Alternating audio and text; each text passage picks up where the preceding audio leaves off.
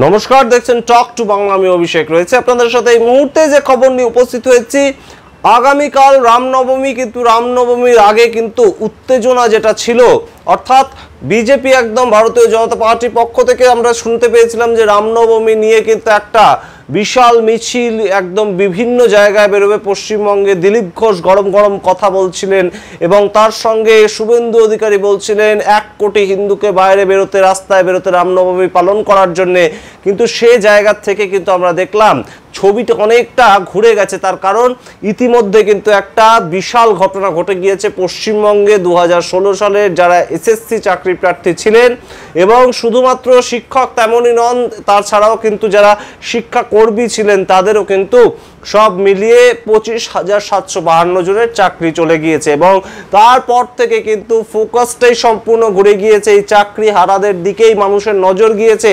এবং শুধু তাই নয়, এই রামনবমী নিয়ে যে উন্মাদনা ছিল, যে উন্মাদনার কারণে আমরা দেখেছিলাম কলকাতা পুলিশকে পর্যন্ত একটা থতমত খেতে, এবং আইপিএল এর যে ম্যাচ ছিল 6 এপ্রিল ইডেন গার্ডেন্সে, সেই ম্যাচ পর্যন্ত সরিয়ে দেওয়া হলো, রিস্কেডিউল করা হলো, সেটা 8ই এপ্রিল করা হলো। এবং সেই জায়গা থেকেই এত গুরুতর যে রামনবমী ছিল, এত গুরুতর যে রামনবমীর উন্মাদনা ছিল, সেটা কিন্তু কোথাও গিয়ে ম্লান হয়ে গিয়েছে। এবং সেই ম্লান হয়ে যাওয়ার মূল কারণ কিন্তু 26,000, প্রায় 26,000 মানুষের ঘর চলে যাওয়া, চাকরি চলে যাওয়া। এবং সেটা পরবর্তীতে এই শুনানি কোথায় গিয়ে দাঁড়াবে, এই যে রায় এসেছে সুপ্রিম কোর্টের পক্ষ থেকে, সেটা কোথায় গিয়ে দাঁড়াবে সেটার কিন্তু একটা পরবর্তী উত্তর আছে।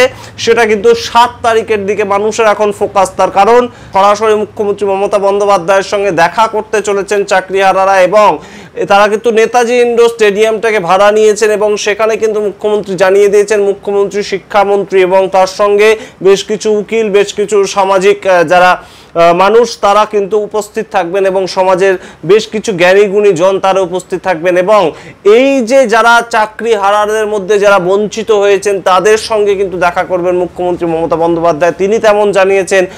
অন্যদিকে কিন্তু আমরা জানি যে 7 তারিখেই একদম এই ইস্যুটাকে কেন্দ্র করেই একদম আমরা দেখতে পেয়েছি যে বিজেপি যুব মোর্চার ডাকে কালীঘাট অভিযান, এই কালীঘাট অভিযানের ডাক দেওয়া হয়েছে। অর্থাৎ 7 তারিখ কিন্তু বিজেপির যেমন মেগা র্যালি, কালীঘাট অভিযান, যেখানে উপস্থিত থাকবেন শুভেন্দু অধিকারী স্বয়ং বিরোধী দলনেতা, ঠিক তেমনভাবে আমরা কিন্তু দেখেছি যে 7 তারিখে একদম যারা সংগ্রামী যৌথ মঞ্চ, অর্থাৎ যারা যারা চাকরি হারিয়েছেন, এই 26,000-এর সঙ্গে আরও বিভিন্ন মঞ্চ যুক্ত থাকবেন, যারা কিন্তু নেতাজি ইন্ডোর স্টেডিয়ামে মুখ্যমন্ত্রী মমতা বন্দ্যোপাধ্যায়ের সঙ্গে সরাসরি কথা বলবেন। এবং এ নিয়ে কিন্তু কটাক্ষ করতে ছাড়েননি রাজ্যের বিরোধী নেতা।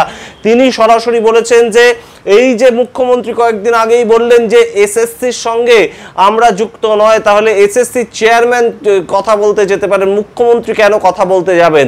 এই নিয়েও কিন্তু একটা বাদানুবাদ চলছে। কিন্তু বর্তমানে যেটা সবচেয়ে গুরুত্বপূর্ণ খবর, যে রামনবমী নিয়ে যে মানুষের মধ্যে একটা উত্তেজনা তৈরি হয়েছিল, যে একটা উন্মাদনা তৈরি হয়েছিল এবং একটা হিন্দুত্বকে ডাক দিয়ে একটা বিজেপি কিন্তু একটা বাজার গরম করার চেষ্টা করেছিল, সেটা কিন্তু কোথাও গিয়ে এই যে চাকরি হারা তাদের জায়গা থেকে একটা ফোকাস সরে গেছে, একটা তাদের ওপর গিয়ে ফোকাসটা মানুষের পড়েছে বর্তমানে।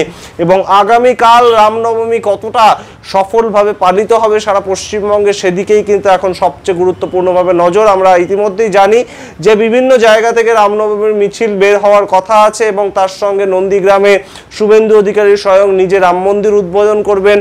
ঠিক সেই সমস্ত যে কর্মসূচি, খড়গপুরে দিলীপ ঘোষও তার মতন একদম মিছিল বের করবেন এবং তার সঙ্গে সঙ্গে রাজ্যে 43টা মূল পয়েন্ট থেকে কিন্তু বিভিন্ন জায়গায় বিভিন্নভাবে রামনবমী পালন করার একটা ডাক দিয়েছে বিজেপি এবং বিজেপির সঙ্গে বিভিন্ন হিন্দুত্ববাদী যারা সংগঠন রয়েছে তারাও।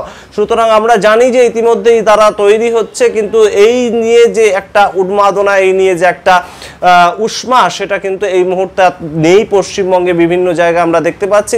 আগামীকালের দিকে আমরা অবশ্যই নজর রাখবো যে বিজেপির ডাকা রামনবমী মিছিল এবং সারা হিন্দুত্ববাদী যারা তাদের ডাকা রামনবমী মিছিল নিয়ে মানুষ কতটা অ্যাকচুয়ালি রাস্তায় নামেন, এবং সেই দিকে আমরা যখন নজর রাখবো আমাদের নজর থাকবে কিন্তু 7 তারিখের দিকেও। 7 তারিখের যে মেগা র্যালি বিজেপির কালীঘাট অভিযানটা একদম নিজেদের মতন করে রাস্তায় নামছেন এবং তার সঙ্গে অবশ্যই নজর রাখবো যে 7 তারিখে মুখ্যমন্ত্রী কি বাড়তি কোনো নির্দেশ দেন, মুখ্যমন্ত্রীর কাছ থেকে কি কোনো সুরাহা বেরিয়ে আসেই যারা চাকরি হারিয়েছেন তাদের জন্য, নাকি সমস্তটাই একদম জাস্ট একটা বৈঠক হবে এবং তার পরবর্তীতে যে তিমিরে সে তিমিরেই থাকবেন চাকরিহারারা?